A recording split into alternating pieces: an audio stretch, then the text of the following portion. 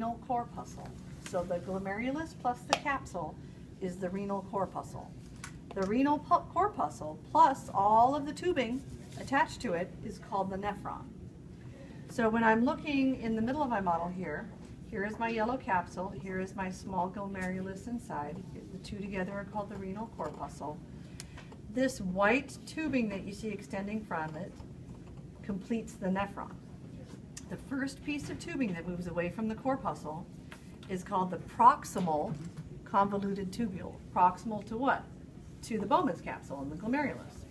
It's very winding and curvy, so we call it the convoluted tubule.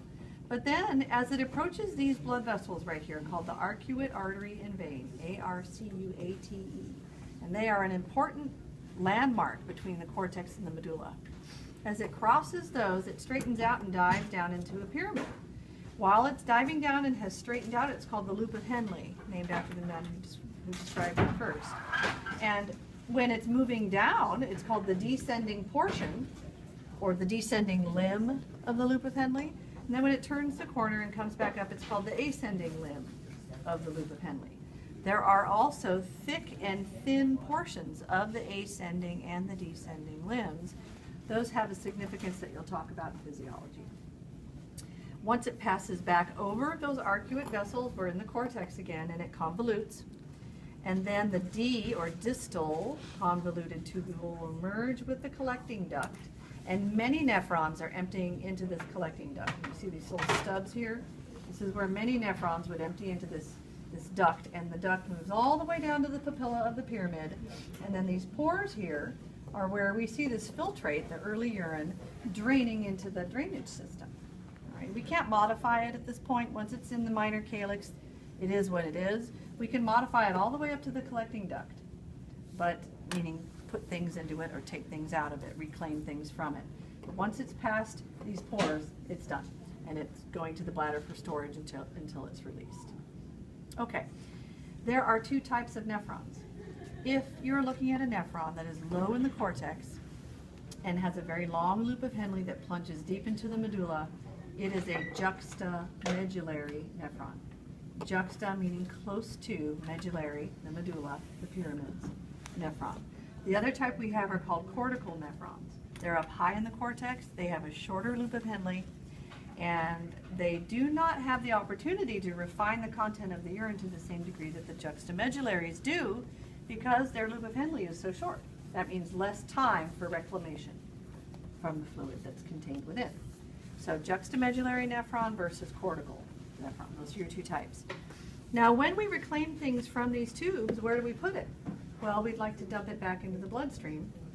We have to have some capillaries here draped among and around these tubules for that reabsorption, and we do. The capillaries that we have in the medulla are called the vasa recta. They're represented here in the far left, and then here in the middle portion of this model. And the capillaries that we have for that purpose in the cortex are called the peritubular capillaries.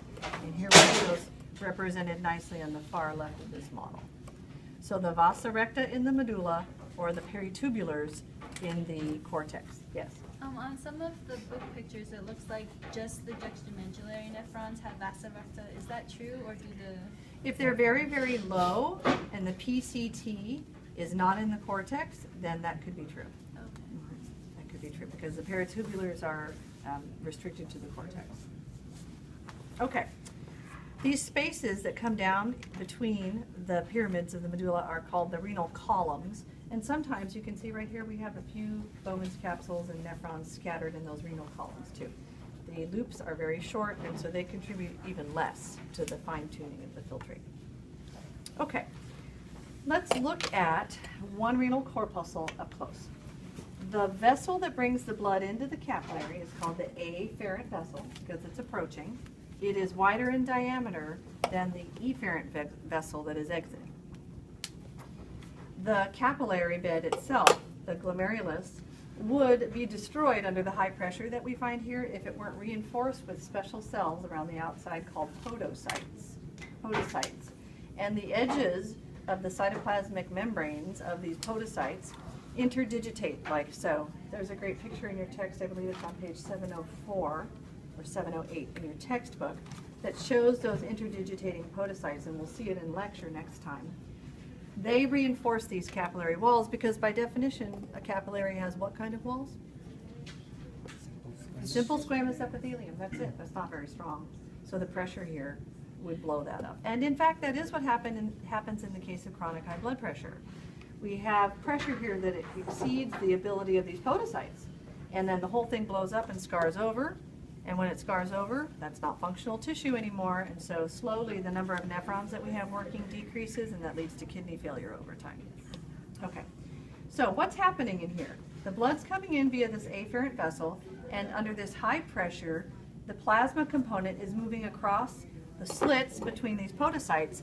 And so you have filtrate accumulating in the space around these capillaries, just like so. And I can't fill it anymore. It's going to spill out this tube and into my lap here.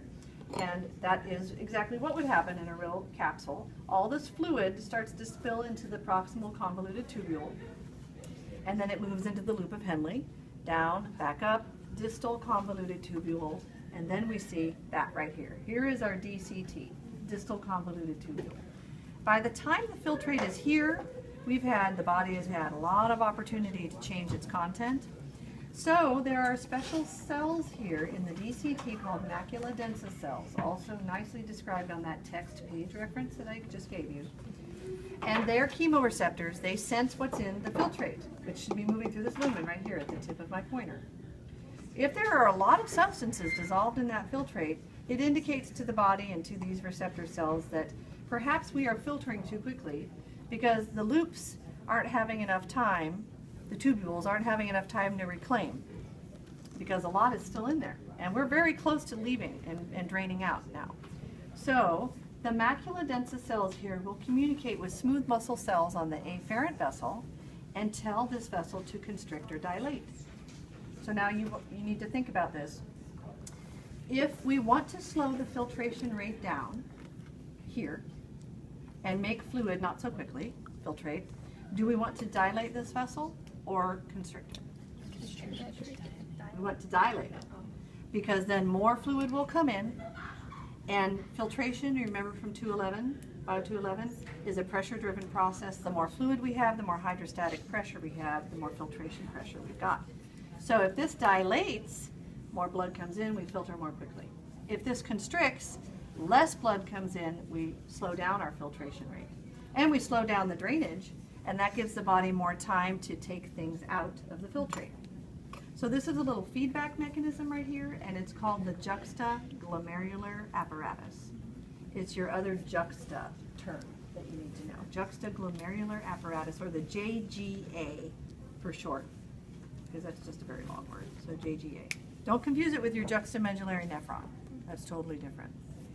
This is a little feedback mechanism here that allows the nephron or the kidney to regulate itself, regulate its own activity. I think that's everything. Is there anything I missed on there? Nope, you got everything. Okay, there you go. If you have any other questions about it, you can ask me. Be